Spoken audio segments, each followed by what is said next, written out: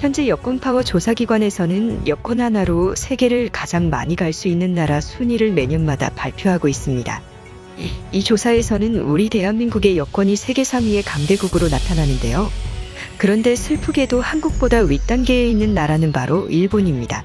바로 중국과 몽골을 무비자로 갈 수 있어 단 두 나라 차이로 한국이 밀려난 것인데요. 이 때문에 하루속히 몽골과 여권 관계 정상화뿐 아니라 국가적인 친화를 모색해야 한다는 지적이 나오고 있습니다.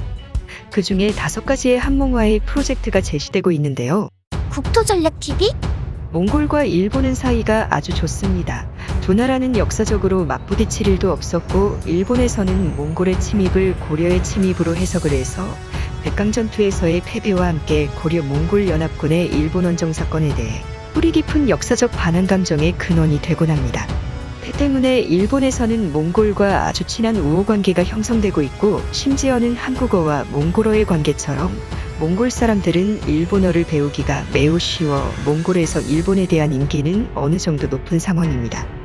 그럼에도 몽골에서는 한국어에 대한 인기가 더 높은 상황이며 세계적인 언어학습기관인 듀오링고의 조사 결과 매년 몽골에서 한국어의 인기는 영어를 제치고 1위 외국어 자리를 항상 지키고 있는 상황입니다. 하지만 안타깝게도 최근 들어 연달아 터지는 한국 국민에 의한 몽골 국민 폭행 사건이라던가 경남 양산에서 발생한 몽골 여중생 집단 폭행 사건이 발생하였고 우리 국민들도 이에 대한 안타까움이 청와대 국민청원까지 이어져서 20만 명 이상의 청원자 수가 도달하여 몽골인 여중생 폭행 사건에 대한 전말을 밝혀달라는 국가적으로 안타까운 사건의 발생이 빈번해지고 있습니다. 안타깝게도 몽골인 여중생 사건은 미성년자가 벌인 사건으로 강력한 처벌 단계까지는 가지 않았습니다. 최근 들어 지방도시에서 학생들의 다문화 비중이 점차 높아지고 있으나 학교 내에서 출신 국가 혹은 가정의 배경 문화권에 대한 차이가 학생별로 존재해서 학생들 간 이러한 배경을 존중하지 못한 사건으로 분석되지만 그러나 몽골 국민들은 이러한 사건을 민감하게 받아들이고 있는 상황이며 몽골에서의 반한 감정이 점점 높아지고 있습니다.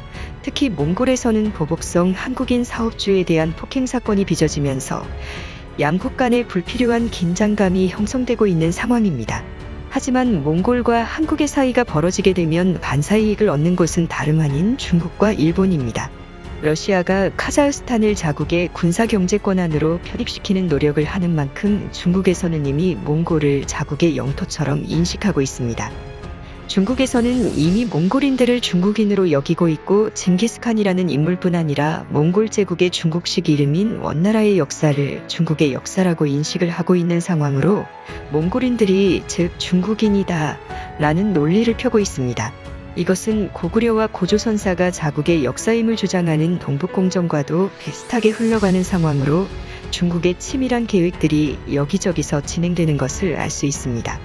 때문에 몽골인들이 중국에 입국할 때에는 비자조차 받지 않고 있어서 몽골인들의 중국 내몽골 지방으로의 이주라던가 중국으로 일자리를 찾아가는 일들이 빚어지기도 해 안타까움을 주고 있습니다. 이러한 상황에서 한국은 오랜 기간 몽골과의 경제 협력과 여러 환경, 기초기반 시설, 인프라 사업을 통해 몽골의 발전을 돕는 사업을 다방면으로 진행하고 있고 양국 국민들의 양국에 대한 호감도가 높은 만큼 두 나라의 관계가 깊어지면 상대적으로 중국의 몽골 공정 프로젝트는 약화될 수밖에 없는 상황입니다. 이 때문에 중국 측의 한국과 몽골의 사이를 벌려놓기 위한 공작행위가 진행될 수 있으므로 양국 국민들은 늘 주의를 기울일 필요가 있다는 지적이 나옵니다. 최근 들어 카자흐스탄 사태를 시작으로 중앙아시아 지역에 중국과 러시아 또 터키 세 거대 국가들 간의 패권 싸움이 진행되면서 몽골도 안전하지 않을 수 있다는 분석이 나오고 있습니다. 특히 몽골은 성공적으로 민주주의가 안착해가고 있는 동아시아에서는 몇 안 되는 민주주의의 선진국이 되려 하고 있습니다. 이러한 상황에서 중국이나 러시아가 내정 간섭을 통해 몽골의 민주주의적 가치와 제도가 훼손이라도 된다면 순식간에 몽골은 국가적 정체성을 잃을 수 있다는 위기감이 나오고 있고 바로 인접한 대한민국의 안보에도 어느 정도 영향을 미칠 수 있다는 우려가 나옵니다. 때문에 몽골과 한국의 연대와 협력은 매우 중요한 상황인데요. 이를 위해 양국 국민들의 우호 증진과 오해를 해소할 수 있는 여러 가지 프로젝트들이 거론됩니다. 그럼 5가지를 살펴보겠습니다. 첫 번째, 신라 구층 목탑의 복원. 삼풍국을 통일한 신라가 세운 동양에서 가장 아름다운 목조 건축물인 황룡사지 구층목탑은 당대 세계에서 가장 높은 빌딩 중 하나였습니다. 전근대 인류 역사상 가장 높은 탑이었을 것이라는 추측이 나오는 한민족 역사상 어마어마한 건축물이자 인류의 유산입니다. 서기 553년부터 656년까지 무려 100년여에 걸친 건설 기간을 가진 황룡사 구층목탑은 백제인 아비지가 지은 목탑으로 층별로 1층은 외국, 즉 지금의 일본, 2층은 중화, 지금의 중국, 3층은 5월, 지금의 중국 상하이 일대, 4층은 탐나, 지금의 제주도, 5층은 응류, 6층은 말갈족, 7층은 거란족, 8층은 여진, 9층은 예맥. 이렇게 통일신라 주변 9개국을 극복한다는 의미로 지어진 목탑으로 한반도의 통일과 외세로부터의 침입을 막는다는 의미가 있는 탑입니다.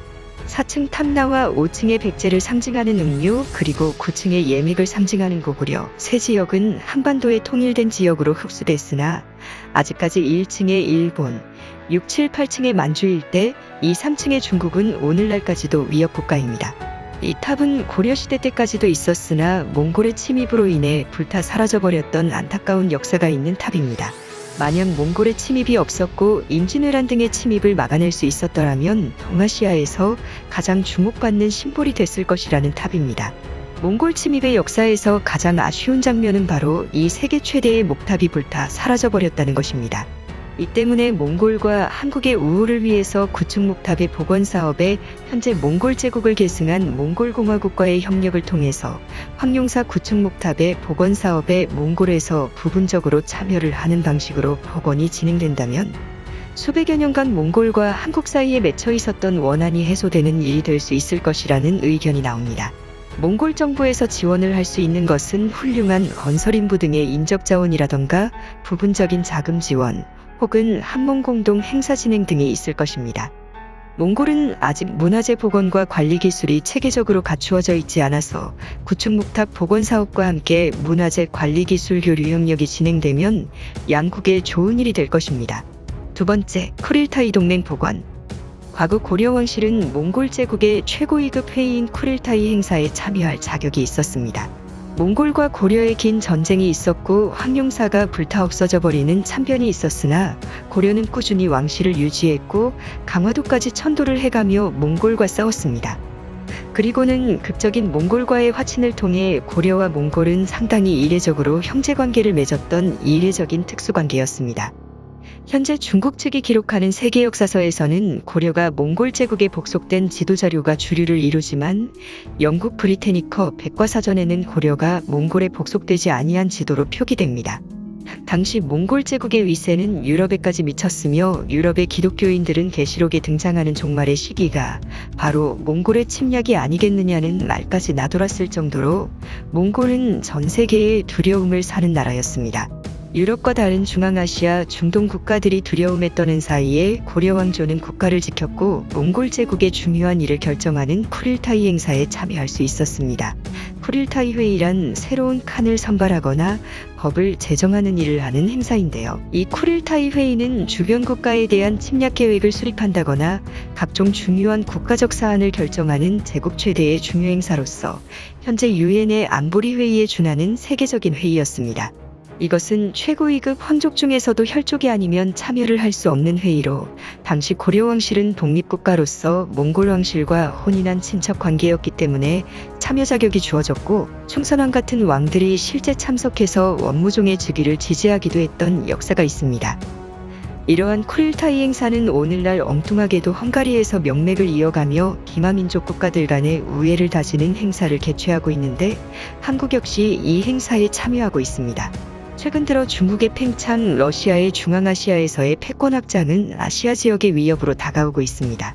이 때문에 멀리서는 헝가리 그리고 몽골, 한국으로 이어지는 쿠릴타이 동맹을 단순한 친목 행사가 아닌 정치적 연대를 할 수 있는 기구로 격상하여 과거 세계 정부의 역할을 했던 몽골 제국의 쿠릴타이 회의에 당당히 독립국가 자격으로 참석을 했던 고려의 기상을 담아서 쿠릴타이 동맹이 복원될 수 있을 것이란 의견이 나옵니다.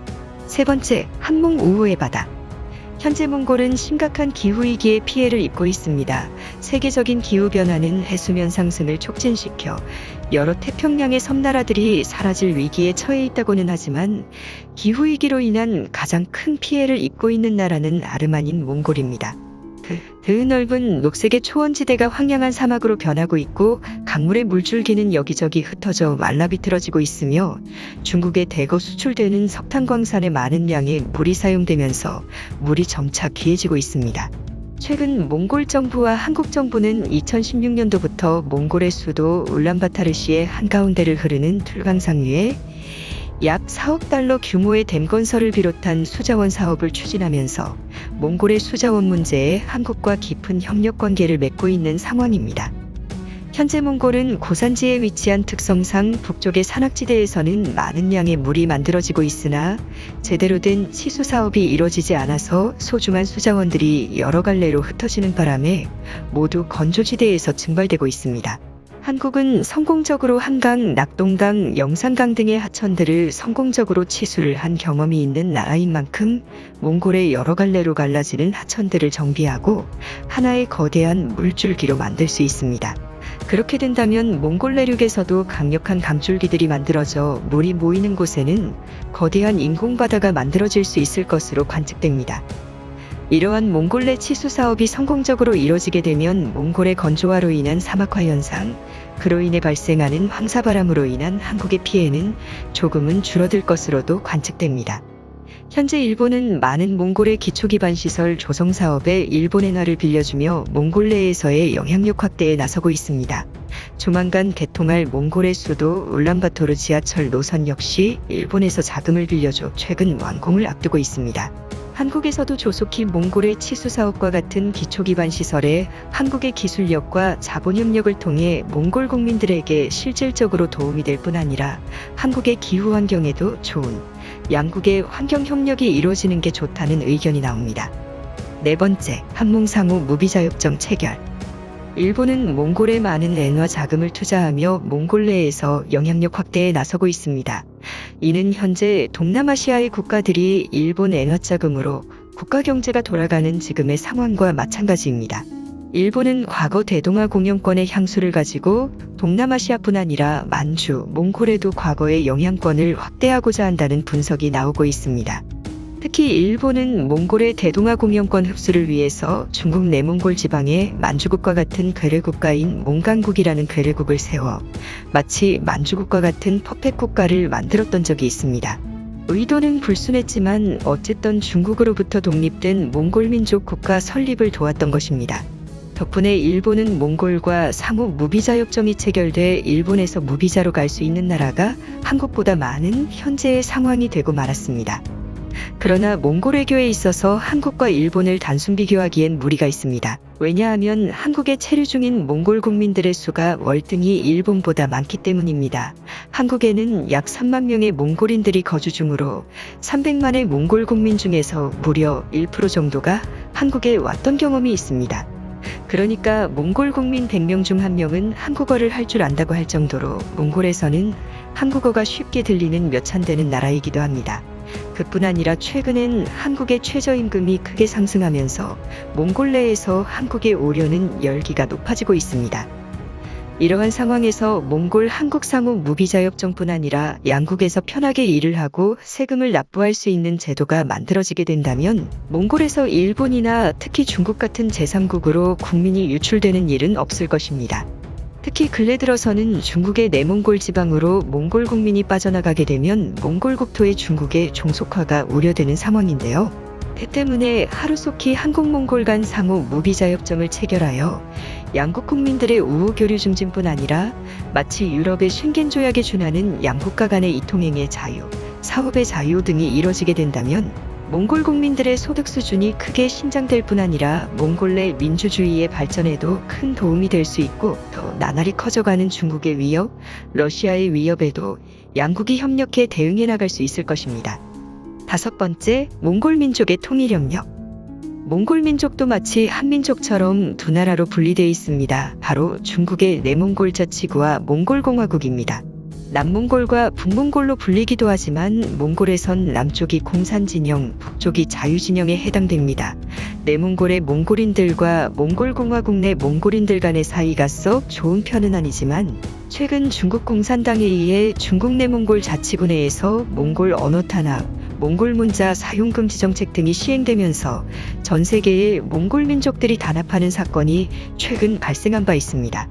특히 중국은 내몽골 자치구가 중국 영토내에 있다는 이유로 몽골 제국의 역사를 중국의 역사인 것처럼 역사 공정 작업을 펼치면서 세계로부터 비난을 받고 있습니다. 만약 몽골 민족이 통일된다면 이러한 수모를 겪을 필요가 없을 것입니다. 몽골은 현재 남북한 문제에 있어서 아시아 국가들 중에서 가장 한국의 편의를 많이 봐줄 뿐 아니라 탈북자들의 한국 송환을 무조건적으로 돕고 있는 상황입니다. 지난 2013년경 북한 김일성 대학교를 방문한 차이야 엘백도르지 몽골 대통령은 북한의 독재 시스템을 직접 비난을 하며 강의를 했었던 사건이 있었을 정도로 몽골의 자유민주주의는 점점 꽃을 피워가고 있습니다. 최근 몽골의 유력 정치 인사들 중에서는 엥으바야르 전 몽골 대통령이 정치적 망명을 할 나라로 한국을 선택하는 사건이 있었다는 보도가 한국 사회를 깜짝 놀라키게 한 바 있습니다. 그것이 사실이라면 한국 최초의 정치 인사 망명 사건인데 그만큼 몽골과 한국과의 관계가 점점 가까워지고 있다는 증거로 볼 수 있다는 해석이 나옵니다. 몽골이 통일되면 현재는 300만 명, 부산광역시 인구 수준에 불과한 몽골이지만 남몽골, 북몽골이 통일이 이뤄지게 되면 약 700만 명의 인구로 재탄생할 수 있습니다.